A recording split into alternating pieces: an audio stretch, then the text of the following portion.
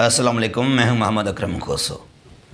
मुझे काफ़ी दोस्तों ने पिक्चर्स सेंड किए हैं और वहाँ पर मैंने देखा है कि काफ़ी हमारे दोस्त हैं जो कि एस्पायरेंट्स हैं CSS के और PMS के, और काफ़ी अकेडमीज़ के तरफ से भी बड़े बड़े सेंटर्स हैं जहाँ वो पढ़ाते हैं CSS।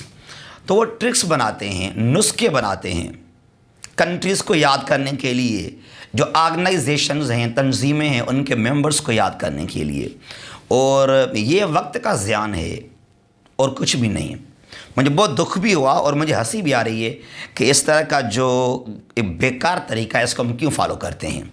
मसलन कैसे G7 ग्रुप ऑफ 7 कंट्रीज़, यहाँ इसके 7 मेंबर्स हैं। अब यहाँ पर क्या लिखा है इस नुस्खे के अंदर, इस ट्रिक के अंदर, drinking juice with girlfriend, drinking juice with girlfriend. अब इसको तो याद करने के लिए आप इसको अगर आपने शाम को पढ़ लिया, रात को पढ़ लिया, सुबह उठ गए तो आप बन गए गजनी, यानी कि सब कुछ आप भूल जाएंगे, आप गजनी बन जाएंगे। यहाँ पर बार बार रट्टा लगाना, बार बार भूल जाना। ये ड्रिंकिंग जूस विथ गर्लफ्रेंड क्या है? जापान, USA, इटली, कनाडा और इंग्लैंड, जर्मनी और फ्रांस। हालांकि इंग्लैंड नहीं, इट्स UK। तो ये ड्रिंकिंग जूस विथ गर्लफ्रेंड, इस तरह का वक्त का ज़ियान। अब कंट्रीज़ को याद करना बहुत आसान है, और ये जो नुस्खे बना लिए हैं आपने, ट्रिक्स बना लिए हैं, ये और भी मुश्किल हैं। बहुत आसान तरीका है, हम आपको बताएंगे बाद में कि कैसे हम याद करें उनको। दूसरा एक और नुस्खा हमारे पास है। वो कैसा है? Listen now. मैं किसी को कोई तनकीद नहीं कर रहा यहाँ पर, मैं ये कह रहा हूँ कि यार ये वक्त का जो है ना आप ज़यान कर रहे हैं, you are just wasting your time, और ये परमानेंटली आपके पास चीज़ें याद नहीं रहेंगी। एक दिन याद कर लिया ना नुस्खे के ज़रिए, ट्रिक्स के ज़रिए, 2 दिन के बाद दोबारा आप बन जाएंगे गजनी, आप उसको भूल जाएंगे। अच्छा, यहाँ पे लिखा है SCO, शंघाई कोऑपरेशन ऑर्गेनाइजेशन, इसके जो मेंबर्स हैं, यहाँ पे क्या लिखा गया? अब ये ट्रिक मैं तो हैरान हूँ कैसे बनाया गया इसको। India truck square in Pakistan, India truck square in Pakistan, यानी India, Tajikistan, Russia, Uzbekistan, China, Kyrgyzstan, Kazakhstan and Pakistan.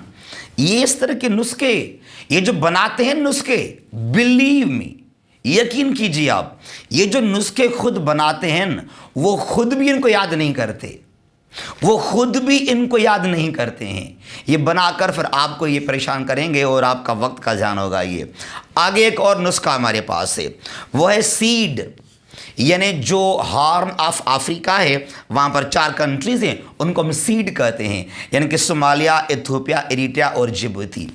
अब ये जो है drinking juice with girlfriend, India truck square in Pakistan, ये सीड, ये वक्त का ज़ियान है। मैंने कहा अगर आपके पास नॉलेज है।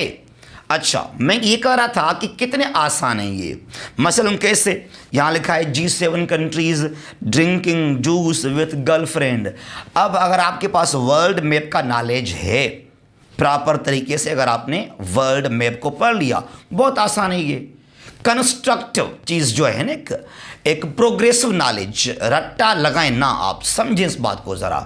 अब देखिए कैसे G7 मेंबर्स हैं, 2 नॉर्थ अमेरिका से हैं, कनाडा और USA, एक एशिया से है, जापान, 3 हो गए, बाकी 4 यूरोप से हैं, जिनमें जर्मनी है, फ्रांस, इटली और UK, 4 हो गए, ओवरऑल 7 हो गए।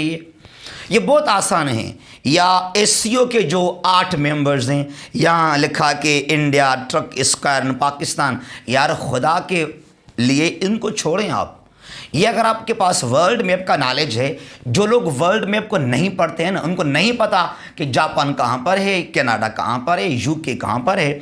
और ये SCO बहुत आसान है। ये पहले इसके 6 मेंबर थे, जिनमें से 4 थे सेंट्रल एशिया से। कार्स 5 कंट्रीज़ हैं, कार्स के अंदर सेंट्रल एशियन रिपब्लिक्स में Tajikistan, Turkmenistan, Kyrgyzstan, Kazakhstan and Uzbekistan. यहाँ एक को छोड़कर जो तुर्कमेनिस्तान है, जो बाकी 4 कंट्रीज़ हैं, इनके ताजिकिस्तान भी है, कज़ाकिस्तान, किर्गिज़स्तान और उज़्बेकिस्तान, ये 4, और चाइना और रशिया ये 6 इसके मेंबर हैं। उसके अलावा पाकिस्तान और इंडिया भी यहाँ पे आ गए तो ये 8 बन गए हैं। बहुत आसान तरीका है, बहुत आसान तरीका है। अगर आपके पास वर्ल्ड मैप का नॉलेज है तो रट्टा बिल्कुल भी आप ना लगाएं। और ये जो सीड लिखा आपने कि ये सोमालिया, इथियोपिया, ये बहुत इजी है अगर आपके पास नॉलेज है वर्ल्ड मैप का कि यार वहाँ पर जो रेड सी है, बाबल मंडब है, गल्फ ऑफ एडन है, वहाँ पर इरिट्रिया भी है, जिबूती भी है, सोमालिया और वहाँ पर जो है इथियोपिया भी शामिल है।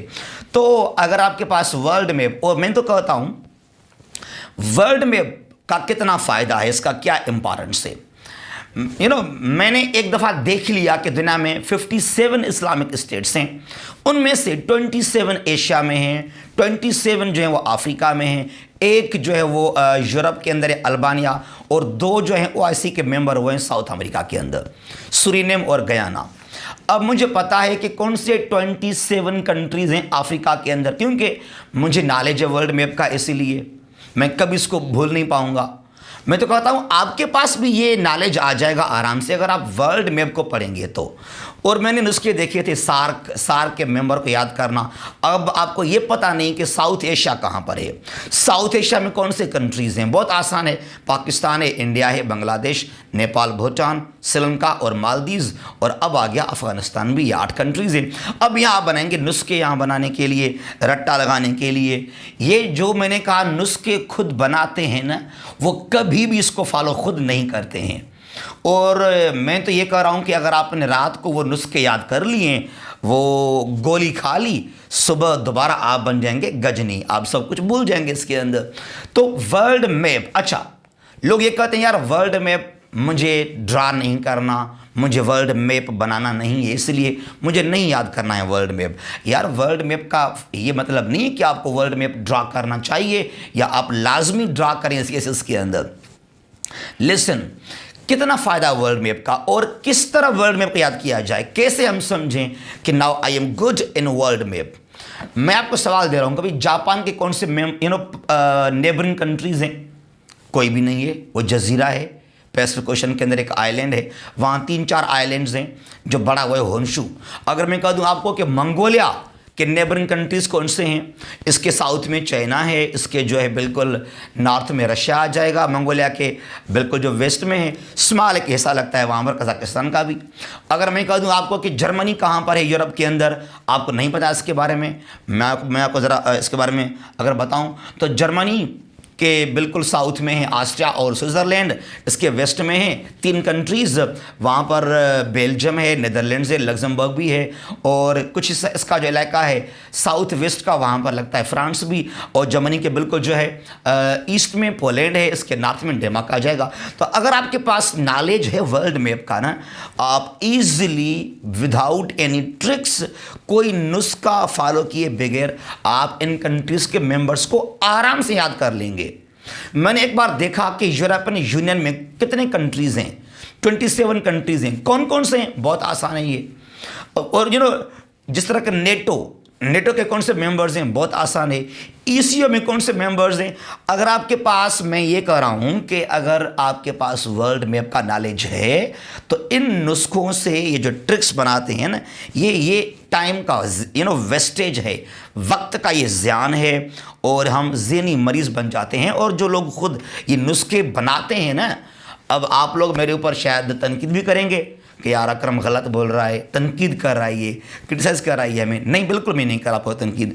मैं ये कह रहा हूँ कि भाई जो सही चीज़ है, जो सही तरीका है, ज़रा उसको आप फॉलो कीजिएगा। मुझे दुख है कि हमारे ये बड़े बड़े अकेडमीज़ एंड सेंटर्स हैं, ये क्यों इस तरह का जो है स्टूडेंट्स का जो है वो उनका दिमाग ख़राब करते हैं, या उनका जो है वो वक्त का ज़ियान करते हैं। ये सबसे आसान तरीका है वर्ल्ड मैप को जो है ना वो जानने के लिए। अच्छा, हम क्या करते हैं, एक दफ़ा हमने वर्ल्ड मैप लगा लिया घर पर ना, अगर आपने अपने रूम में, अपने कमरे में वर्ल्ड मैप को लगा लिया तो क्या, झूठ मत बोलिएगा, क्या उस लगाने के बाद एक दिन आपने उसको देखा है सही तरीके से? उसको देखा कि यार ये मैंने वर्ल्ड मैप लगाया, इसमें कौन से कंट्रीज़ हैं, इसमें इंडिया कहाँ पर है, चाइना कहाँ पर है, ब्राज़ील कहाँ पर है, कहाँ है मैक्सिको, कहाँ है स्पेन है, कहाँ डेनमार्क, कहाँ पुर्तगाल है, इसके अंदर हमने कभी देखा ही नहीं इसको, बस लगा लिया है। सामने पिक्चर निकालेंगे स्टडी के हवाले से, पिक्चर डाल दिए फेसबुक के अंदर, हमने व्हाट्सएप पे अंदर हमने वो रख लिए